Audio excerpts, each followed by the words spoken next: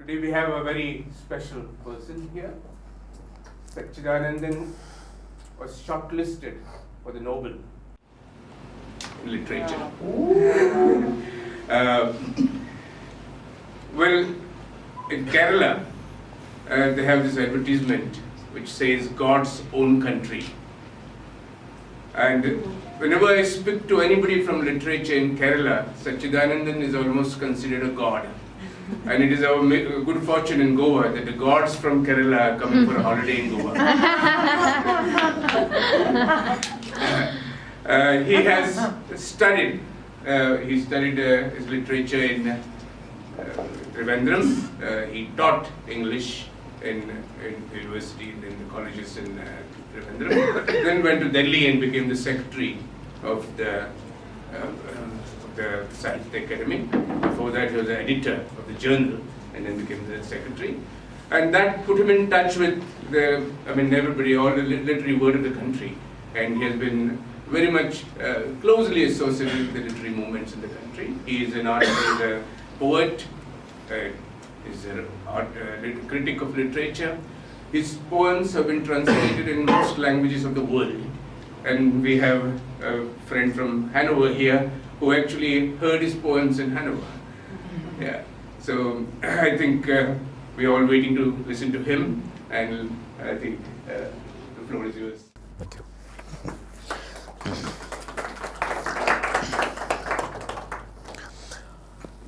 Dear friends, I'm quite happy to be here. I came for the Goa Literary Festival. In fact, I came for this, and maybe I should say that, well, well, I was also there at the Goa Literary Festival.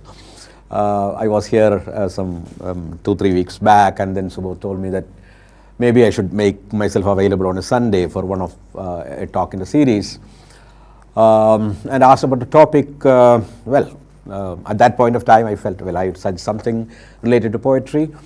So I said, okay, I'll speak on poetry and resistance, in some sense relating the state of poetry to the idea of resistance, which is perhaps becoming more and more important to our lives, not only in India but maybe across the world, with the rise of the extreme right and suppression of freedom that you find across the world. Everywhere you hear, every day you hear the news of some poet being imprisoned, some art exhibition being, there is some being destroyed. So you find that there is an increase perhaps in these kinds of attacks on art and literature and freedom. So I think it is time that we also think about how to fight, how to resist these, and what exactly what can be the role of poetry in this act of resistance. What I'm going to do is, maybe I'll begin with a poem or a poem or two. I'll speak a bit, and then maybe I'll go back to some more poems.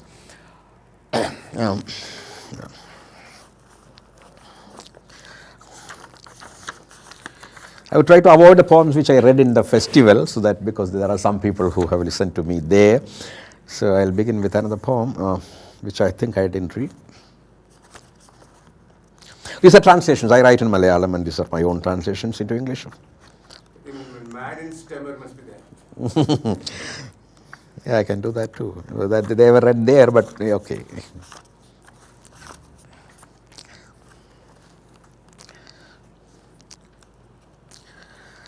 I have a series of poems on Gandhi, and I'll begin with one of them called Gandhi and Poetry.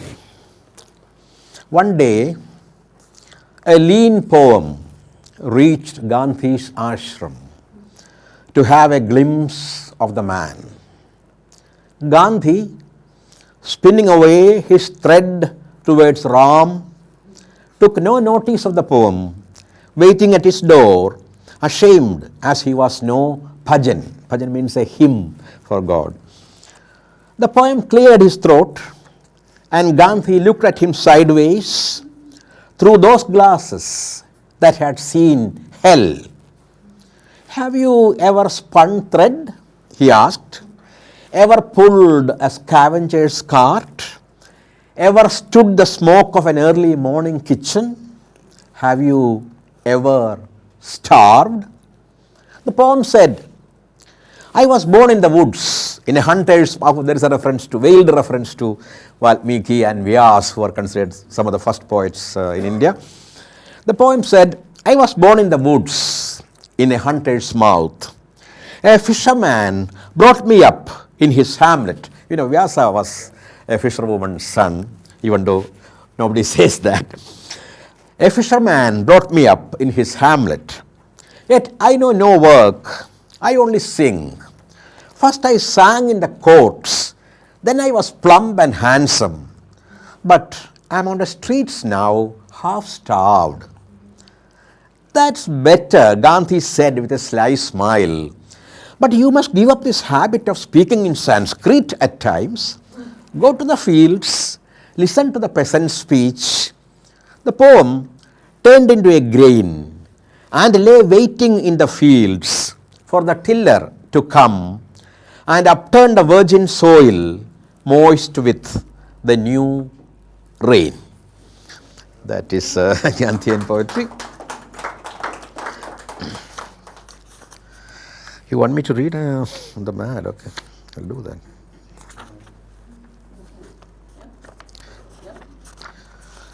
But I'll read.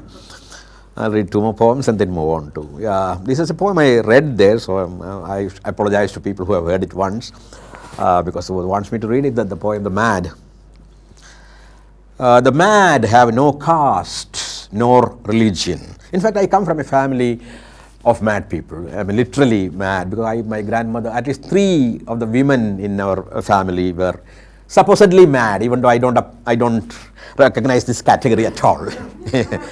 Because I believe that, madness is another state of mind and perhaps a state of imagination. The mad have no caste nor religion. They transcend gender, live outside ideologies. We do not deserve their innocence. Their language is not of dreams, but of another reality. Their love is moonlight. It overflows on the full moon day.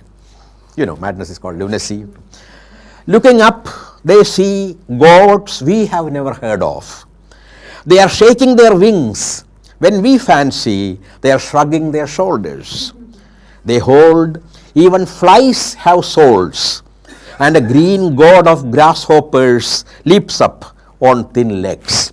If man can imagine God in the human form, the grasshopper can very well imagine God in the form of a grasshopper. And a green god of grasshoppers leaps up on thin legs. At times they see trees bleed, hear lions roaring from the streets. At times they watch heaven gleaming in a kitten's eyes, just as we do. But they alone can hear ants sing in a chorus. While patting the air, they are taming a cyclone over the Mediterranean. With their heavy tread, they stop a volcano from erupting. They have another measure of time.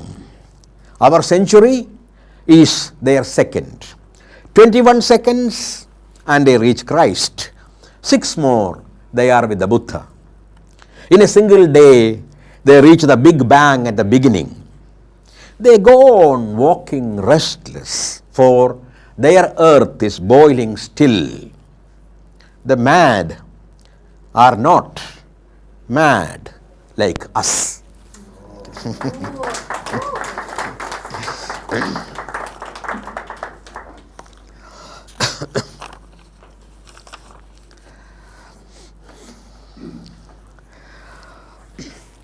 I'll begin. Of course, I'll make it as brief as possible, even though one could go on.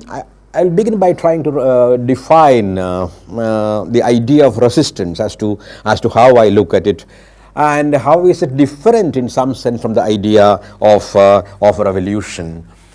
Revolutions, let it be the French Revolution or the American Revolution or the Russian Revolution or the Chinese one, revolution is in fact a kind of historical event, even though it might have been preceded by various kinds of struggles of resistance, of rebellion. It happens at a specific time in a particular location, and perhaps it's a moment in a series of creative. It can be a creative or a nihilistic explosion of resistance itself, but revolution can also degenerate into its very opposite. And I am afraid that it has happened to almost every revolution that happened on earth. Whatever the revolutionaries tried to fight against, could be capitalism, could be authoritarianism, or total inequality in the society. Finally, all these seem to have taken over. I mean, the same societies where the revolutions were held. So Russian Revolution would produce an authoritarian Stalin, or a Napoleon would come out of the French Revolution. So you will find that everywhere there has been a return to the same kinds of negative values that the revolutionaries were trying to resist. I am not denouncing the idea. I'm just saying that this has happened to revolutions, and one of the reasons may be, to which I'll come soon, that these revolutions were violent revolutions. And a violent revolution leads to maybe temporarily some kind of a transformation of the society, but to sustain that you even need more violence. I'm told that in the October Revolution in Russia, 17 people died, and you know how many millions were killed by Stalin. So if you look at any of the revolutions that happened across the world, you will find that they had to be sustained by more human blood, more human sacrifice. And so if there is blood at the very root of revolution, at the moment of the beginning of the revolution, it is quite likely that this violence somehow infects the very society that is born out of the revolution. And that's why I speak here, I try to distinguish resistance from revolution. Resistance to me is not an event, not an incident exactly, but a kind of condition, which I believe is part of the human condition itself, because we are all born with a sense of freedom, and wherever freedom is suppressed in some form or the other, we have a natural instinctive kind of tendency to resist that. So resistance is as I said, not an event but a kind of a condition, and from the very beginning of human history you find people of every country, every race, every religion resisting various forms of tyranny, of exploitation, of inequality, and this will go on despite the failure of revolutions, despite the sad plight that many revolutions ran into. The idea of resistance will continue to be alive, and this is what gives us a hope in human beings.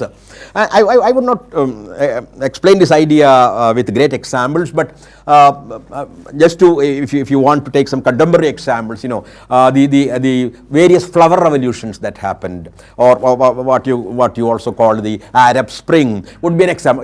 These struggles can fail, and they have also failed. But when the Arab Spring happened, Tony Chakker, who is a great architect, whom some of you might know, and also a great thinker, so he said that it was like seeing in a flash through a tear in the sky the possibility of another world.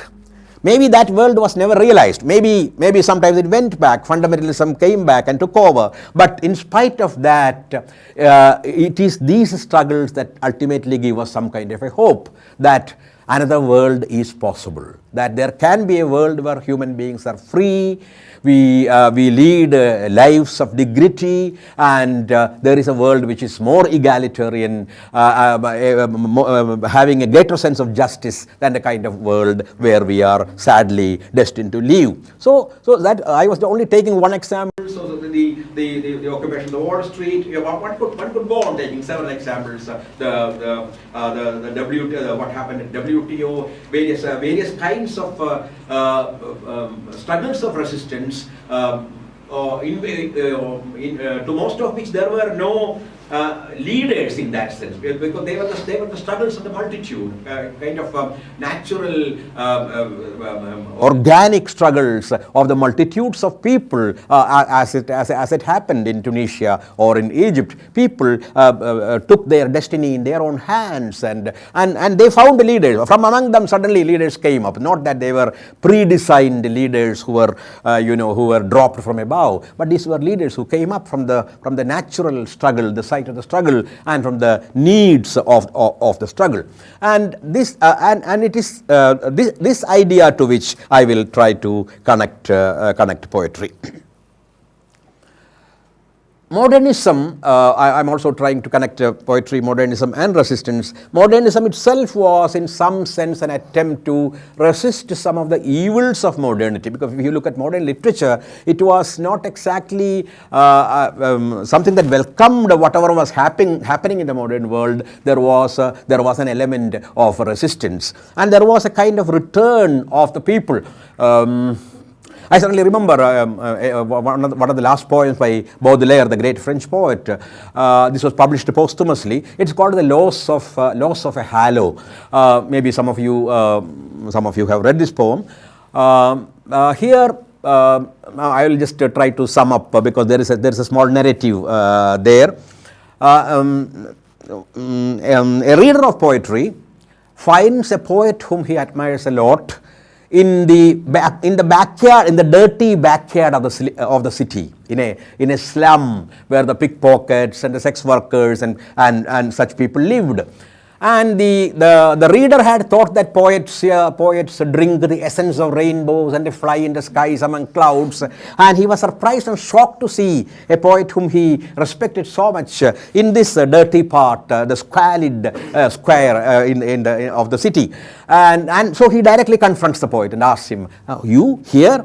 And then he tells him a story. Well, yesterday I was passing through the road, and then while walking, the halo around my head, the aura, the halo fell down on the road.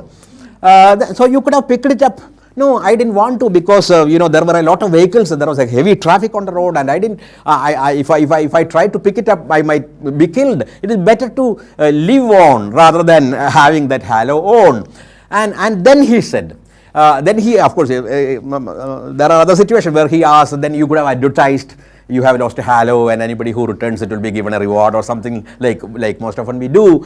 And then he said, well, now I think it was better that I lost that halo, because when it was there everywhere, I was respected, honored as a poet. Everybody stood up when they saw me, and I was among princes and kings and people of power. But now that I have lost my halo, I can, like an ordinary human being, I can walk, I can go anywhere. I have an opportunity to study life. So now I can come to places like this. I know there was a dark aspect of life to which I was never exposed, because of this halo. I was not permitted to go into those ordinary streets where the common people live and to confront their suffering and express their suffering. And now I can very well do that.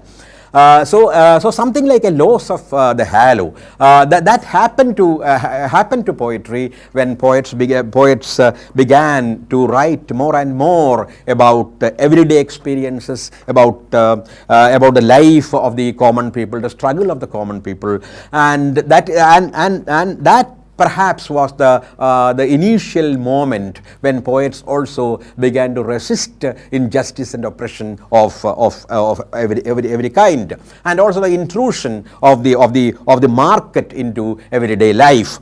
So Well, I'll leave out a heavy theoretical part of it, because I wanted to say something about the reception and the reading of poetry and the various ways in which poetry can be read, and how and why the old kind of simple commitment is becoming more and more difficult to a poet of today.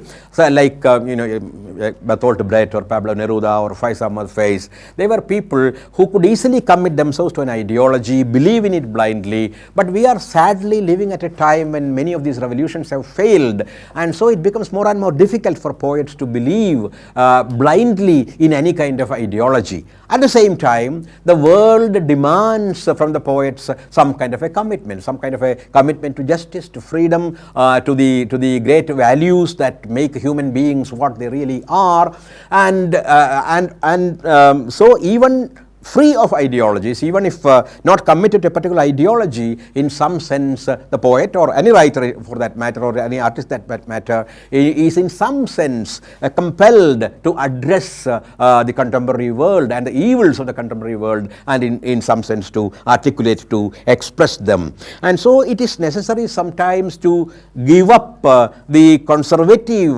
concept of poetry for the reality, rather than give up the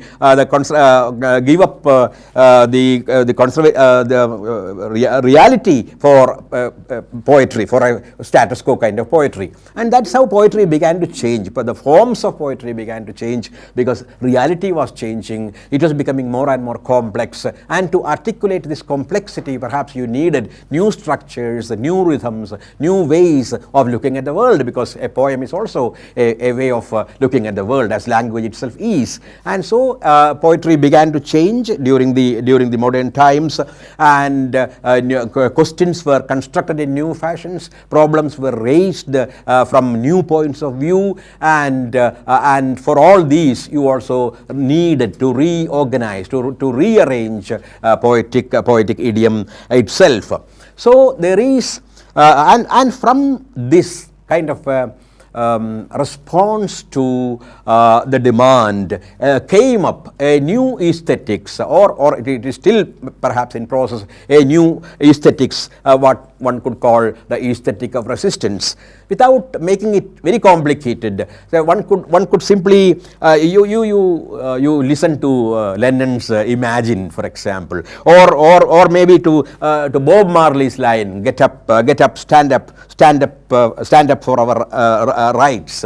So this a simple line, but that in some sense sums up the essence of resistance: standing up for the rights, being fearless, speaking the truth without thinking of the consequences. So this is the simple core, in fact, of any art of resistance, and so it is. And you find that if you look at Indian poetry, I will again be brief there. There has been a tradition which elsewhere I have called a counter tradition in Indian poetry, where poets from the very beginning have tried to create another reality, to create create another kind of life through their verses. And the best examples would perhaps be our Bhakti poets and Sufi poets. Look at a poet like Kabir or Namdev or Tukaram, or the women poets like Meera or Lal Ded or Akka Mahadevi of Kannada. These are poets who come from different parts of India, who had come from different parts of India, and often wrote in more than one language, because when they moved from one place to another, they also naturally changed their language, and they would speak in the tongue of the people. So these what did these poets act? What is radical about them? Because they created another kind of spirituality.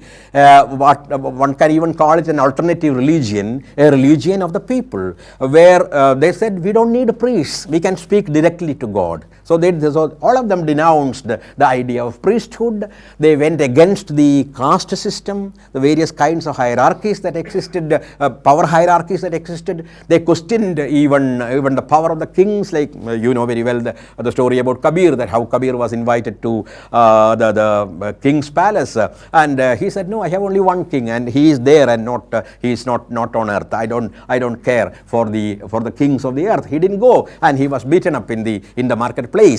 And Bhisham Sani has a great play, Kabira Khada Bazar Mein. Kabir stood in the marketplace based on this incident. And this happened to many people. Tukaram's poems were thrown into the river, and it is said, the legend says it came up when he prayed. We do not know that part of it, but certainly these poems were thrown into the river, because he was questioning the Brahmin superiority, questioning the superiority of Sanskrit, because these poets gave up Sanskrit and began began to write in their own mother tongues. And so many of these poets are considered the very pioneers of their languages. For example, in my language, Malayalam, Eluthachan, Ramanujan Eluthachan, who wrote Ramayana, is considered the father of Malayalam language. So they created languages, they created a completely new ethos based on egalitarianism, based on the principle that human beings are all equal, whatever race, whatever religion, whatever caste or creed they belong to. And so they were creating an egalitarian spirituality which was a kind of rebellion against the existing idea of religion itself and also the existing hierarchies in the society. And this is true, even more true of the Sufi poets, many of whom also had to suffer. Some were burnt alive and they were kicked out of the places where they lived.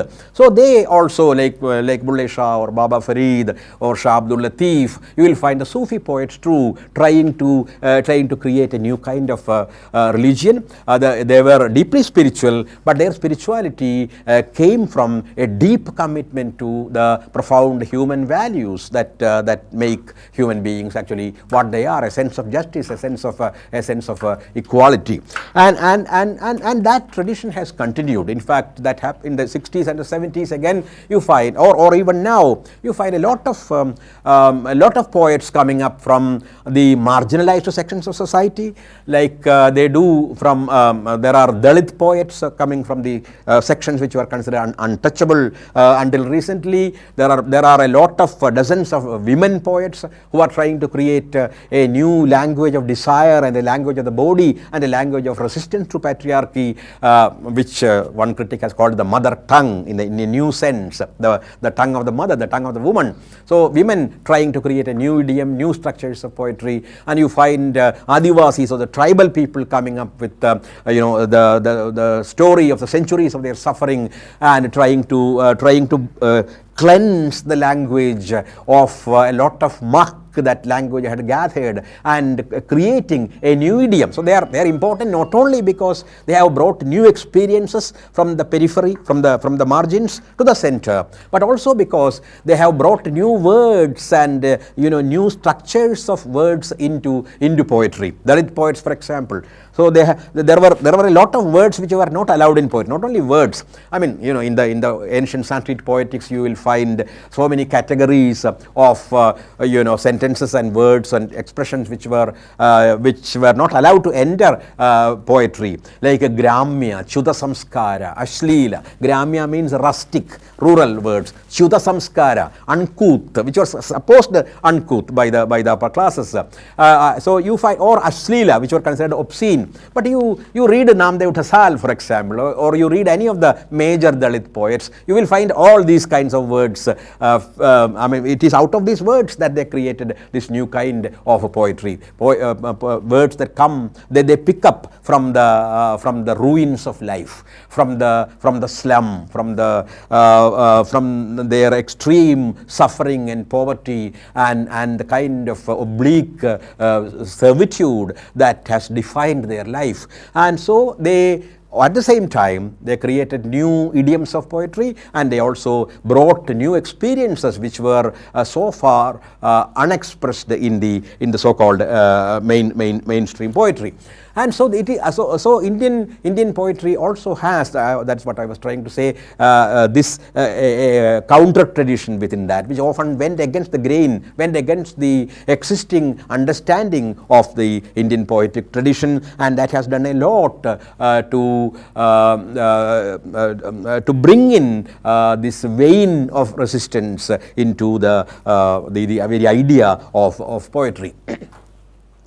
Perhaps this concept is very close to the definition that one of my dear poets, Pablo Neruda, has given to poetry. You very well know of his concept of impure poetry. I'll just quote him. I have always wanted the hands of people to be seen in my poetry. I have always preferred a poetry where the fingerprints show, a poetry of loam where the water can sing, a poetry of bread where everyone may eat. Then he goes on speaking about a poetry that carries the eternal stamp of humanity, of smoke and sweat, food stains and shame, wrinkles and observations and predictions and stupidities and shocks and doubts and answers, carrying the dust of distances and having the smell of lilies and of urine. So he speaks of poetry which is, he calls it impure poetry, because he was trying to define poetry against the idea of the pure poetry, which was defined from another kind of point of view. And so he stood for and he practiced a kind of poetry which was impure because it had sweat in it, it had blood in it, it had urine, it had also the fragrance of the lily flowers. So nothing human was alien to him, and many of the poets who came into poetry mainly in the maybe in the early 20th century and some of them much later, and it is in another poet, the great Polish poet Tadeusz Różewicz. Różewicz has also spoken of a new kind of poetry. Actually, he said this in response to a famous statement by the great Frankfurt thinker Theodor Adorno. So Adorno once said, poetry is impossible after Auschwitz. So after what happened in the Nazi concentration camps, it is difficult to write poetry. But I have always thought maybe he didn't mean it literally, because a lot of poets actually came up from the concentration camps itself, Paul Celan, or, there are many poets who came out of the concentration camps. And so what did he mean really? So probably he meant you cannot write the kind of poetry that you had been writing till now. Perhaps you need a new poetry which can take in this extreme cruelty and try to stand up, try to fight this inhumanity that has entered politics, entered the human mind. So you need a new kind of poetry, and this Różewicz was in some sense trying to define this kind of poetry when he said this is the kind of poetry that we should perhaps be writing, a poetry for the horror-stricken, for those abandoned to butchery, for survivors created out of a remnant of words, salvaged words, out of uninteresting words from the great rubbish dump. So this poetry is very different from the earlier concept of the beautiful pure poetry. So perhaps that is what Adorno also meant, that you cannot go on writing only about the bulbuls and nightingales and roses. So I am not against that. I have also written about love, about nature. But then you cannot do that only that and become a poet. Today you have also to confront the gruesome reality that seems to envelop you and that tries to crush you, and you have to fight, and you have to stand up and battle this terrible, ugly face of reality. And it is with this in mind that another Polish poet whom I respect a lot, Czesław Miłosz, he has a famous statement: in a room where people unanimously maintain a conspiracy of silence, one word of truth sounds like a pistol shot. You who have wronged the simple man, bursting into laughter at his suffering, do not feel safe. The poet remembers. You may kill him. A new one will be born. Deeds and talks will be recorded. So he is speaking about one major function of poetry in our time, that is to witness. And witnessing also means remembering. And remembering also leads to constantly reminding people. That is not that, of course, the people generally want to forget traumatic experiences, which is very natural. Like the people who were victims of partition in India, they would rather forget it. And so too, the present German people would not like us even to make a reference to Hitler's time or the Nazi concentration camp, because I had this experience when I read a poem in Frankfurt about the concentration camps, and they were shocked and they said, no, we don't even speak about it. But then this is exactly what the poet says, no, you need to speak about it. You need to remember it so that it is not repeated, because those who don't learn lessons from history are destined to repeat mistakes like the Bourbons. And since it is necessary to remember, necessary to witness, necessary to remember, and necessary to keep reminding people of what happened earlier so that they may not walk into the same trap, they may not relive those days of darkness and of terror. And well, I'll try to wind it up with by just saying, one could go on, but just saying that what exactly is it that we need to resist? I'll just try to make some points around that. What is it that we need to resist today? In one word, I would again say violence. And then indeed, you need to see the various sources of violence in our time. And definitely, one source of violence is the attempt to standardize, to homogenize everything, to destroy the diversity of cultures, civilizations, and languages. And that comes from different sources.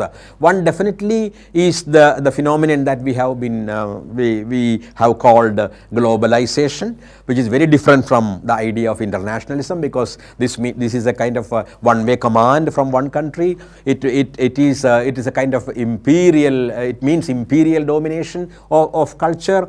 It tries to kill the languages and cultures of various localities and impose certain forms of civilization from outside.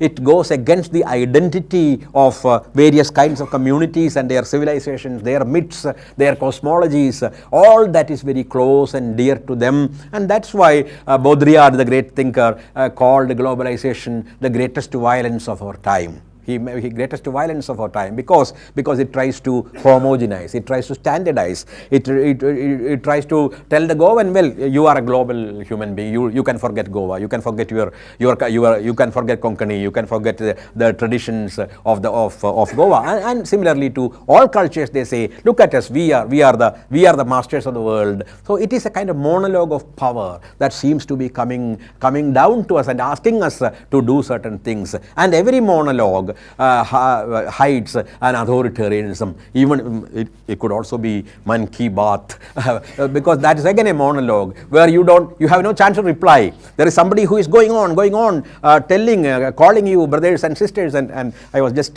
sharing it with Subor that I just came across a cartoon where it is said that earlier shock therapy was used to cure madness, even though it does a lot of things to the brain, it's not good. And so instead today a CD is put on from which the words come bhayo or bahano, and that has replaced the old shock therapy. So this is the we perhaps that's a typical example of a monologue. Somebody who would not confront questions, somebody who would not hold a press conference, somebody who would not answer any question, but somebody who would go on talking all the time, and talking emptily and more meaninglessly as the time goes on. So any kind of a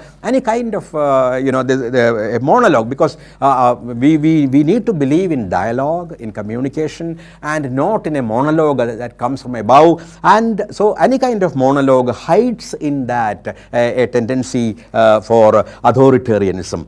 And another, so in short, globalization causes linguistic violence, epistemological violence, and it also leads often to what can be called a mono-acculturation, turning all cultures into the same kind of culture, and the digitization of all reality. What happens when reality is digitized?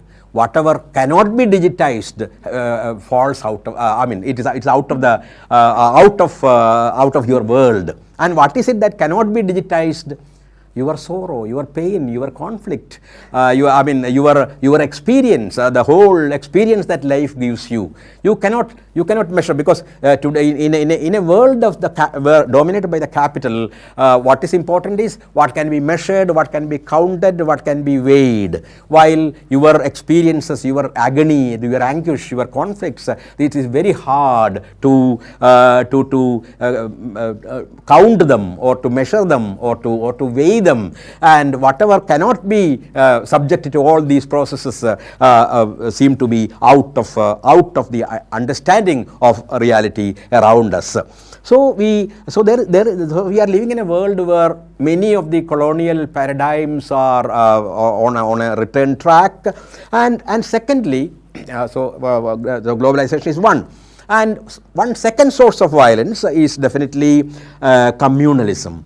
The various kinds of I am not meaning only one communalism, various kinds of communalism, and I have always looked at communalism as the very opposite of religion. I am not criticizing religion. It is the opposite of religion, because religion, if it is a true kind of religion, demands from us profound spirituality and understanding that all human beings are equal, because that is where all religions really begin from.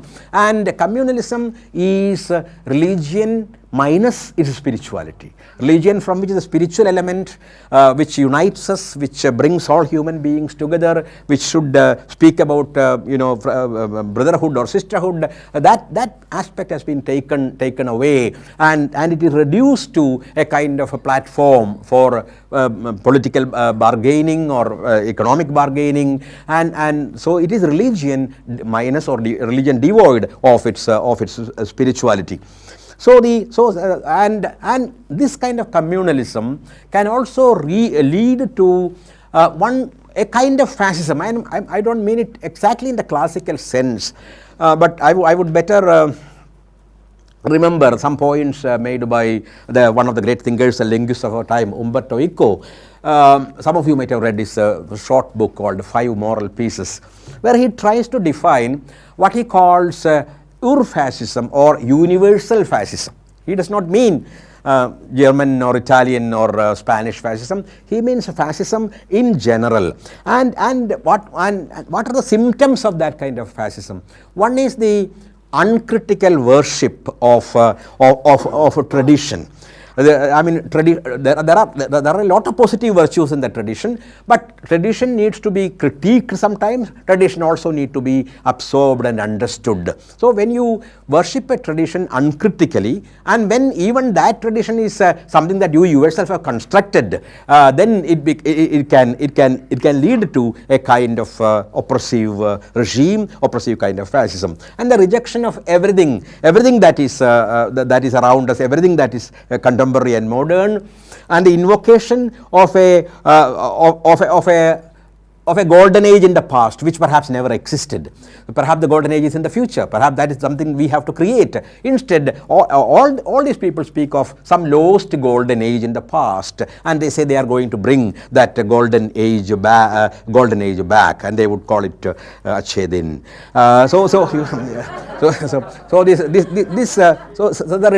The return of waiting for the return of a golden age, rather than trying to create a golden age in the present, trying to create a golden age in the future. You speak of a golden age in the past, and it is accompanied also by a suspicion of intellectuals, suspicion of writers and artists, and that's why you find even 2 days back, I think it was at the Jaipur summit. Yeah, so you find a lot of artists being attacked. Intellectuals and thinkers even being murdered in broad daylight, as it happened, as you very well know, to M.M. Kalburgi or Govind Pansare or Narendra Dabolkar. So to question is supposed to be treason. To question anything, to critique anything becomes a treason in the eyes of any kind of fascist. So opposition becomes impossible. Opposition is looked upon as pure kind of conspiracy. And they also always to create an other. against whom you are supposed to fight the other. In Germany, as you very well know, it was Jews during Hitler, and you find that here again in a country like India, the minority communities, they are the other, and they will say that these people are responsible for every evil that is happening in the country. These people who were born and who have been living here for so many generations, they will say they came from somewhere else. They are foreigners. I have never understood how they became foreigners, because they were born here, they were brought up here.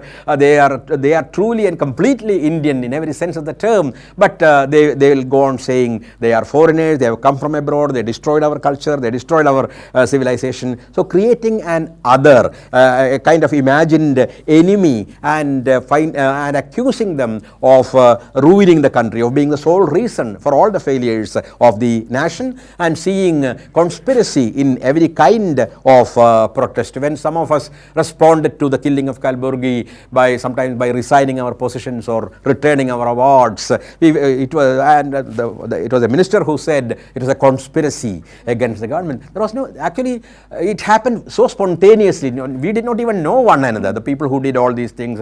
We were sitting in different parts of India and responding in our own spontaneous way. It was a symbolic, I am not saying that it is something very great, but it was a symbolic response. They were trying to say something wrong is happening in the country, and we should not tolerate intolerance to that extent. So if at all there should be intolerance, there should be intolerance to intolerance.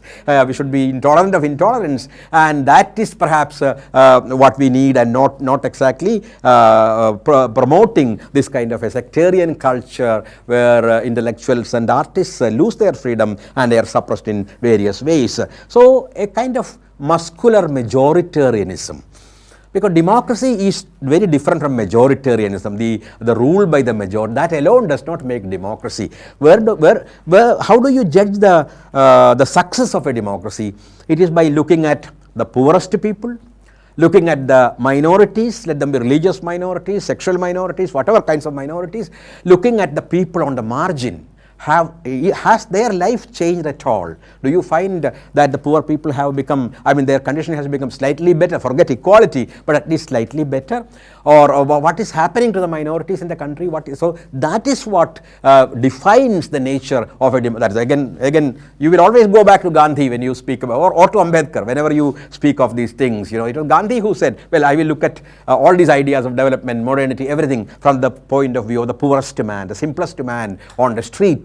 And so it is not by asserting the majorities, imposing the majority's opinions and will on others, controlling their thought, controlling even their food. That is not how democracy really works or should work. So that is why instead now we have not democracy but a kind of muscular majoritarianism. We are the majority and we can do anything that we want, and we can suppress all democracy, destroy democratic institutions. So ultimately, it also leads to what another great thinker whom I revere a lot, Jacques Rancière, calls the hatred of democracy. Because some people feel that they have been born to rule, and so they won't allow ordinary people to speak, because then their rule will be questioned, because they see people as a kind of monolith. So when I speak, it is India that speaks. So that is how they look at their own impossible monologues, and so they think they represent the majority. You very well know that the so-called Hindutva brigade, it does not represent the Hindus either. It represents perhaps a very, very small portion of the Hindus, and the majority of the Hindus, those who are born in the Hindu religion, do not subscribe to this kind of intolerance and the kind of values which are being now in some sense imposed upon Hinduism. It is an artificially created, I will not go into that is history, how this kind of Hinduism came to be, this kind of an intolerant brand of Hinduism, whereas we had a civilization. Of course, Hinduism had its problems like the caste system, but we also had in our art and philosophy an argumentative tradition, like Amartya Sen would speak of the argumentative Indian. There was an argumentative tradition. We had atheists, we had rationalists, right from Charvaka onwards.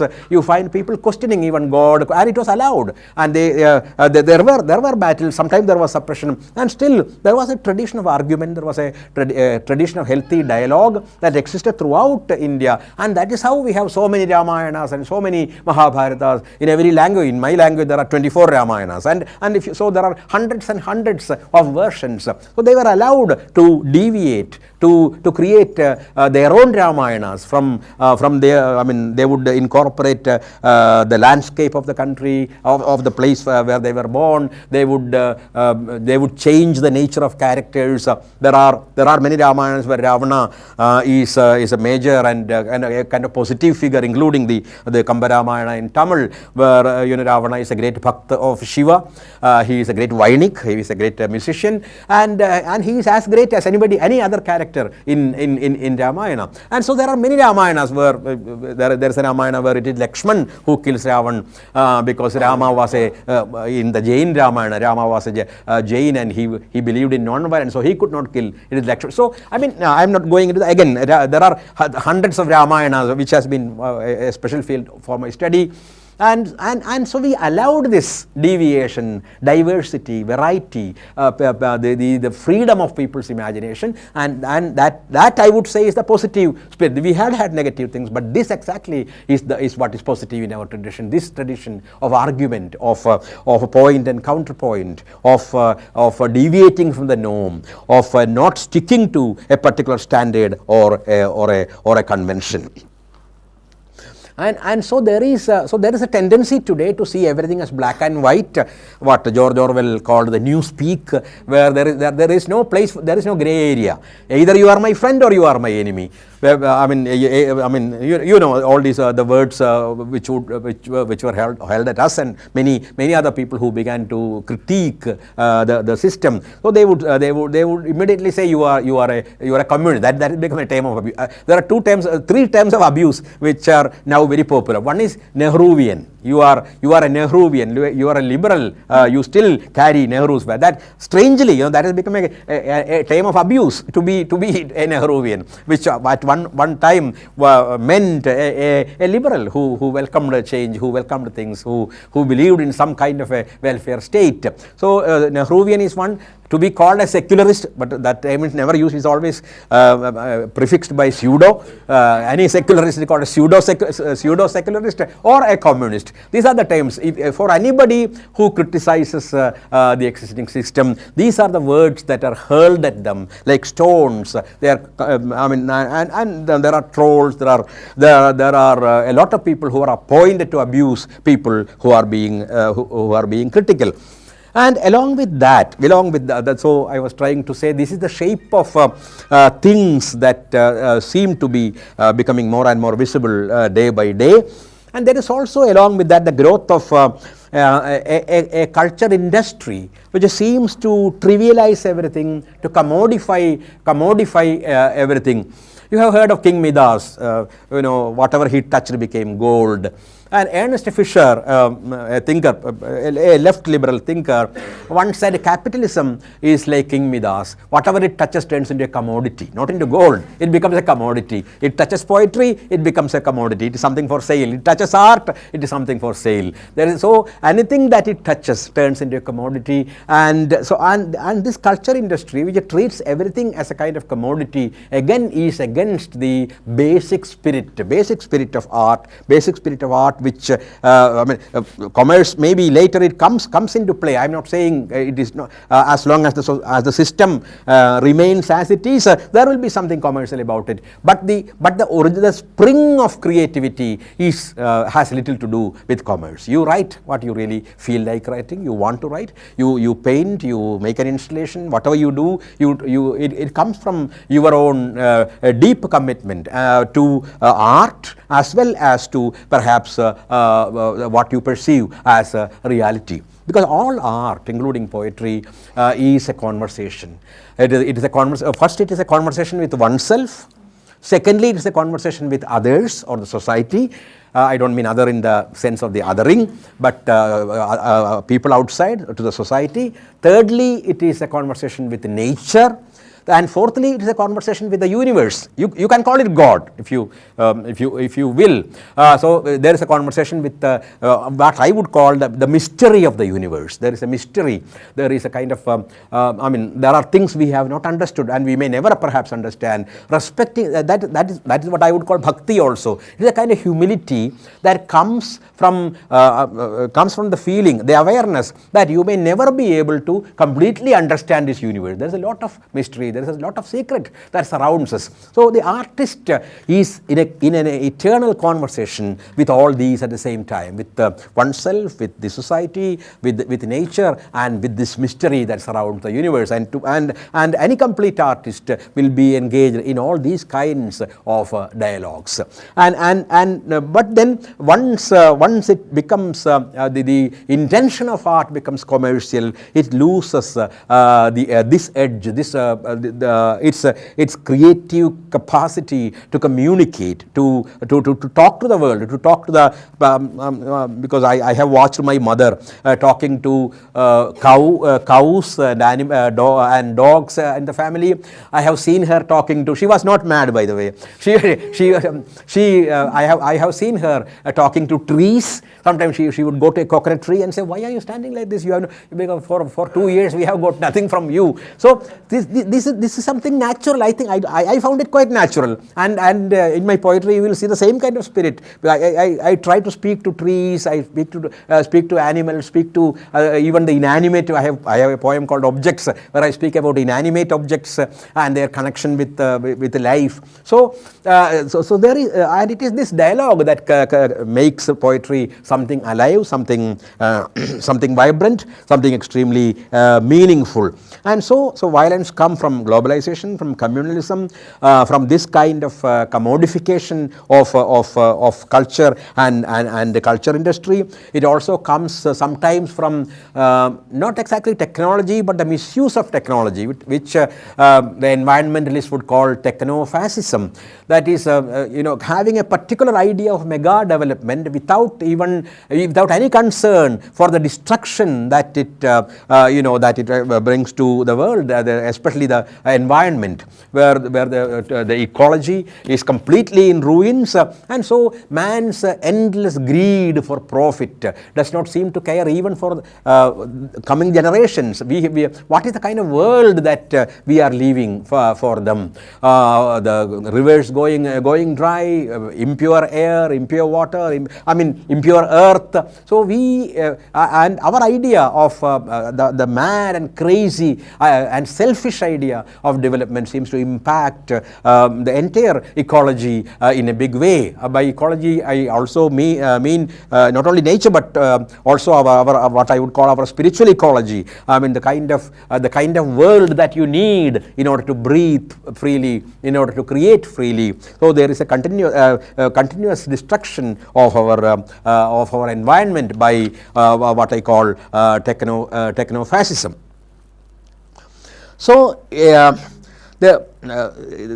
only in some by resisting violence of various kinds, and then of course there are other forms of violence. Patriarchy is a major form, as we very well know that by patriarchy I don't mean only the visible expressions of patriarchy like rape, which is not even an act of sex but an act of power, and also the other ways in which women are continuously made invisible or marginalized in private life and in public life, being pushed to the periphery. So patriarchy is another very visible and very present form of violence. There is the caste system, where again the so-called lower caste, even now, in spite of Jyotiba Phule, in spite of Ambedkar, in spite of Ayyankali, in spite of so many great leaders, you find that the life of the Dalit people has hardly improved, and this is true also about the tribal people. So the extremely cruel caste system. So these are all, and racism, not to say various forms of racism, which are sometimes direct and sometimes very oblique, which you may take some time to find out. Even within India, you will find the kind of racism. So these are some of the major sources of violence in our time against which we need to fight. In short, poetry today needs to discover its rediscover perhaps its deep human voice, and because you need to create a world that is much more beautiful than the world that we found when we were born. And for this, poetry needs to speak against all evil forms of power.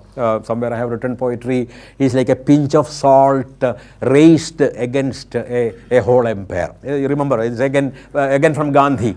Gandhi's about salt satyagraha. So apparently it was a foolish, very absurd kind of thing. Whatever you go to, you are making some salt and you are saying this is revolution. But yes, an artist is also doing that thing. Actually, he or she is just holding a pinch of salt against trying to fight a whole empire. This fight may succeed, this fight may fail, but on the success of this fight depends the future of our society, the future of our essential freedoms, the future of our human rights. I think I'll end quoting some lines of Octavio Paz, the great Mexican poet. We must find the lost word, dream inwardly and outwardly, decipher the night's tattooing, and look face to face at the noonday and tear off the mask. I am history, a memory reinventing itself. I am never alone. I move in the dark. I plant signs, S-I-G-N-S. I move in the dark, I plant signs. So by planting signs, by like artists do, so poets too, poets' words too are signs, and by planting signs, which they hope will be decoded by the people, they are pointing to another reality, the possibility of another world. Well, I'll sum it up here, and maybe I'll read a few poems. Yeah, okay, yeah.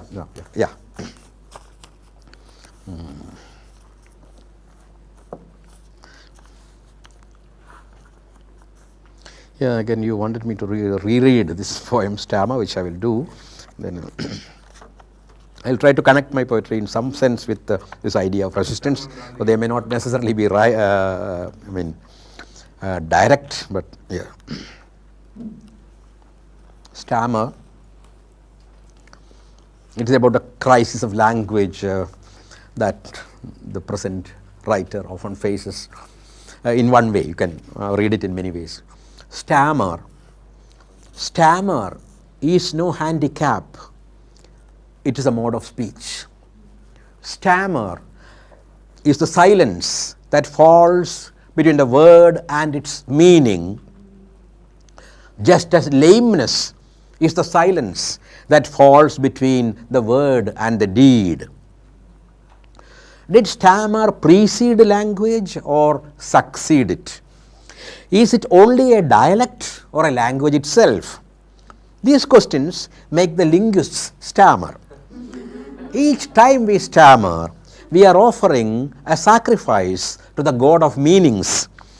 When a whole people stammer becomes their mother tongue, just as it is with us now. God too must have stammered when he created man. That's why every word of man carries diverse meanings. That's why everything he utters, from his prayers to his commands, stammers like poetry.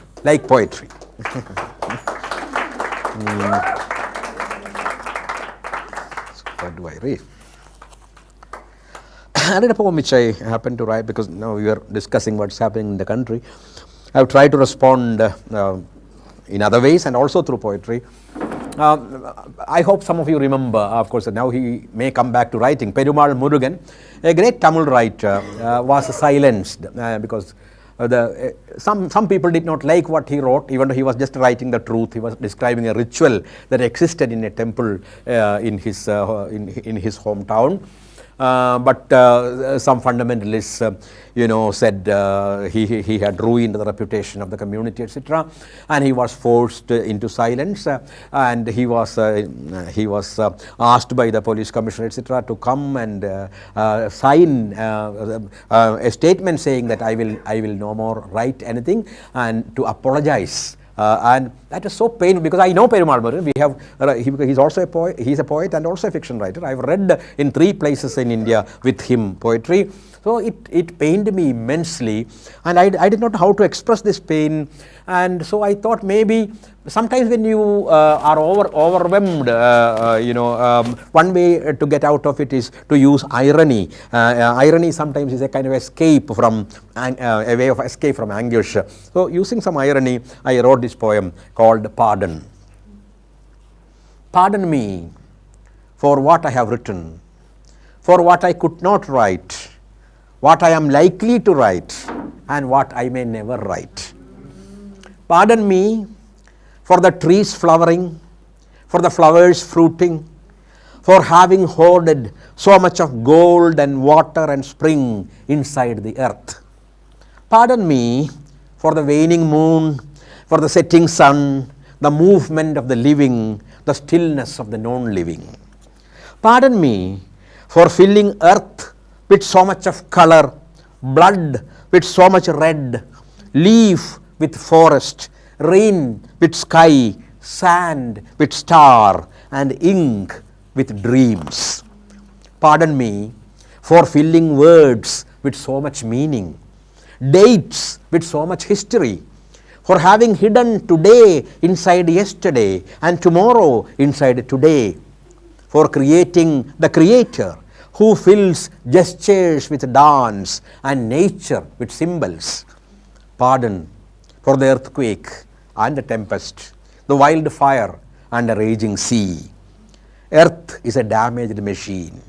I am not the one to repair it. I am the king without a... I am playing on the name Perumal Murugan. Perumal literally means the great man. Perumal, which was used for emperors in the south. And Murugan, is the god Subramanya, with a veil, with a kind of spear as his weapon. So I am the king without a country, the god without a weapon, life without a tongue. Invent a god that doesn't ask for your head. Invent the fearless man. Invent language, alphabet.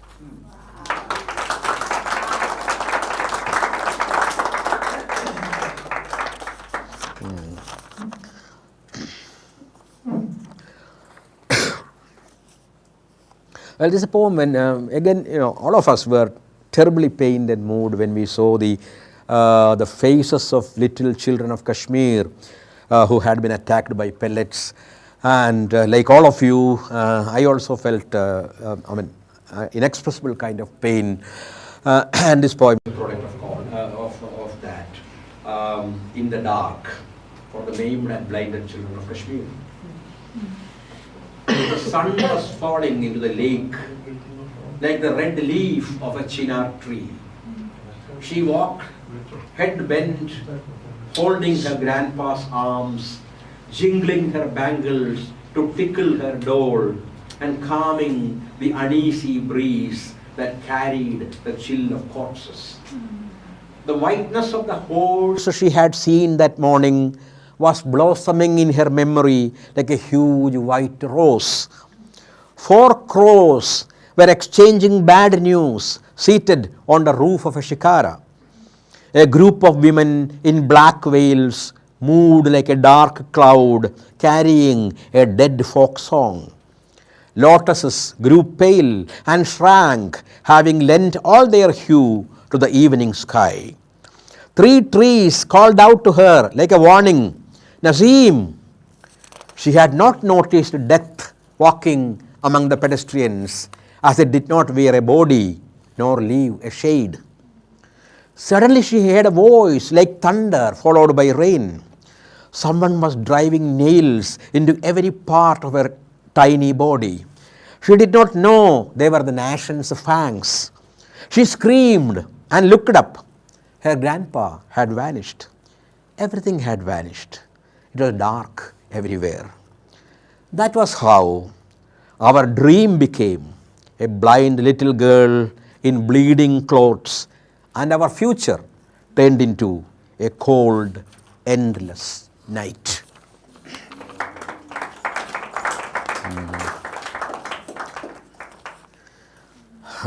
You can tell me whenever, maybe one or two, yeah.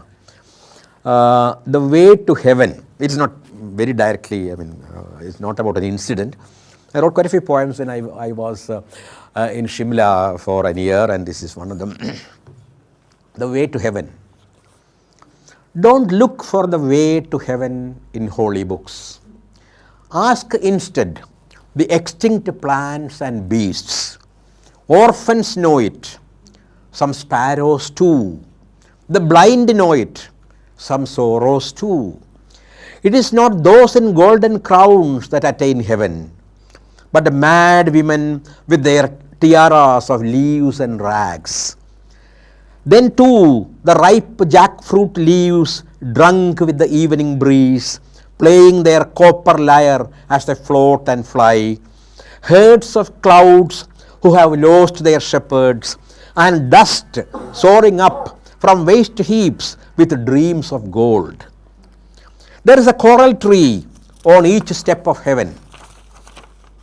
With their thorns they put to trial every century of man. Ask for the numbers of the slain and the murdered and the maimed. We will have to leave back all the beliefs we had held dear. Our answers are denied entry.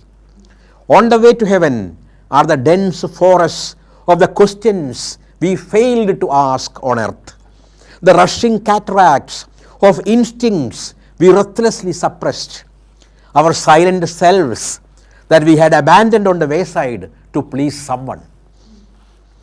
Since there is no time here, our hair does not turn grey in its slow fire.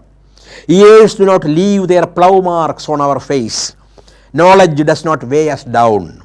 No desire that hurts, no hope that scalds. There are no doors that are only half open, no complaining graveyards, no souls screaming for a body to be reborn. Here we take our baby steps against the dance of death. We boldly sing the songs we were scared to sing.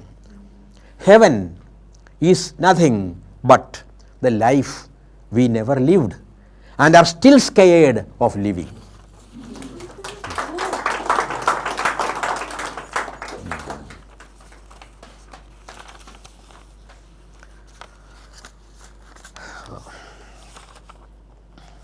Yeah, got a poem which reads somewhat like a story. The Magician. I clearly remember the day the magician had come to our school. He showed some card tricks. All of us, I think, in our childhood, we waited for those days when magicians would come. And I clearly remember the day the magician had come to our school. He showed some card tricks and asked for a girl. It was Khadija who came forward. It's a common Muslim name in Kerala. It was Khadija who came forward, the bold girl who had been laughing at his manliness, telling everyone the secret of his tricks. He laid her on the table on her back and removed her clothes one by one. Magic, thought everyone, and kept quiet. Then the magician took out a butcher's knife from his bag. I am going to cut this girl into 4 slices like halwa, he declared. Any objection? He asked the teachers and the students. Magic, thought everyone, and did not object. We gazed with bated breath. He slowly brought down his knife. Khadija's blood ran about on the school floor, screaming. Magic, thought everyone, and did not wipe the blood. The magician cleaned his knife, got down from the stage, and walked away. magic, everyone thought, and did not stop him. When he did not come back, Khadija, we called out together. She replied, but we could not see her. Her voice had come from the Arabian Nights. We opened the book and saw Khadija gliding on the flying carpet, dropping flowers and peacock feathers over the bleeding Damascus, the dead Baghdad, the choking Tehran, the screaming Cairo, the seething Tunis. Flying with her was a Tumri, Babul Mora Nahar Chuta Hijai, a famous Tumri, which has been sung by musicians from Himsan Joshi to Kundanlal Sehgal. Khadija, I called again. She dropped a slate pencil from the flying carpet. With that pencil, I wrote my first poem. I still write. As I write each line, I leave my home, go to my beloveds. As I write each line, I leave my home, go to my beloveds. So it is about, well, suffering and resistance in a way. I think I'll close with these. If I have time, I'll read more later. And if you have some questions to ask, I don't have answers. I can respond to questions. I can only respond to questions. Yeah. Thank you for such a wonderful and moving lecture. You spoke of the artist or poet as someone who's putting out signs. What happens, I wonder, to the artist when no one sees the signs or when the signs are not recognized? Could you speak a bit about the experience of the artist or poet in a setting or in a moment where the signs are not recognized? You know, we have in poetry, I am sure many of you have read Miroslav Holub, the Czech poet, whose poetry was almost entirely based on science. But of course, so you can develop an artistic relationship with science. Like this poet did, because he got his images very often from his microscope. If you look at a cell very closely, because I was a student of biology. First of all, poetry has its own science, in the sense of in the way you use use words, in the kind of aesthetics that you have, and in the way you look at human existence and human anguish. It is very true that I am not sure, poets are read very closely, and in the absence of that kind of an intimate and close reading, many of these signs, you meant SIGNS probably. I'm sorry, like I concluded with Passa's poem about planting signs. So it is true that poetry has been generally speaking a minority art, ultimately, even though there have been times like the times of Kabir and all that when poetry became popular. But again, I am not very sure people were enjoying poetry itself. So maybe because they were pious, there was devotion. So for example, Ramayana is read in a lot of Hindu homes in Kerala and elsewhere in India. But very few people may be reading Ramayana as poetry. They may be reading it as an act of piety and an act of ritual. So they may not really look at the poetry in Ramayana and the kind of signs and symbols and metaphors left in that, and the whole semiotics that that works behind any kind of poetry. So there is semiotics is one of the major analytical tools of contemporary criticism, and there are many books written on semiotics.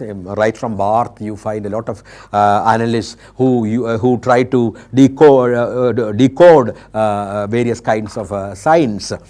So each word in fact is a sign, and that is how the use of a word in poetry often becomes different from the use of a word in other kinds of literary discourses. Because perhaps that way it is closer to painting or installation or various kinds of creative art, where you are working with signs. They do not seem to say anything. Poetry also, even though you are working in language, language. You are working like an artist in language, picking, creating, planting various kinds of signs. And to decode these signs sometimes needs a kind of training, by which I do not mean a training in the classroom, but mainly a lot of reading of poetry. That is the only way in which a poet, I mean, many people have asked me, many young poets, how do you train yourself as a poet? You cannot go into a workshop and suddenly become a poet, and I don't think poetry can be taught in that sense. But there are 2-3 things which are has helped me as a poet. One is, of course, reading a lot of poetry, different kinds of poetry, and then and the second was translating poetry. I have translated from across the world 1200 pages of poetry. I have translated over 50 years. They have been published in four big volumes, including. Science will keep looking at it. In fact, and the science, by the way, science are always, there is something called polysemy. Science also have various kinds of, can have various kinds of meanings, and the potential is very often vast, and something that spoke to one generation with one kind of meaning might speak to another generation with another kind of meaning, because science by the very definition are things that can have different different kinds of semantic potential, making possible different kinds of meaning. And so so this is how perhaps poet works, or rather gropes through language and invents signs or plants signs, which as Amrita said, might perhaps not be recognized by everyone easily, but the poet can only hope that, well, there will be a day when science will be decoded and poetry will be understood, even though there is no complete understanding. I would like to say that Van Gogh is the example maybe which comes to mind, because he was considered mad, never sold any painting, and then several generations after he was celebrated. Yeah. So he left a sign which was meant, which became meaningful, because society was blind and could not. Yeah, clearly, I think every important artist actually does that. Van Gogh is just an example. Or look at somebody like Paul Klee, who used such simple lines and colors, and they go on speaking to generations, and you relate to it so naturally. Like it looks like a child's art, but it is so. It's the whole world of beauty out there, and this is what poets also try to do in their own way. They respond to reality, but not necessarily very loudly. They respond to reality by creating an alternate reality within language, and this is done through science, which the poet hopes will be understood, read, decoded, interpreted, perhaps in many ways.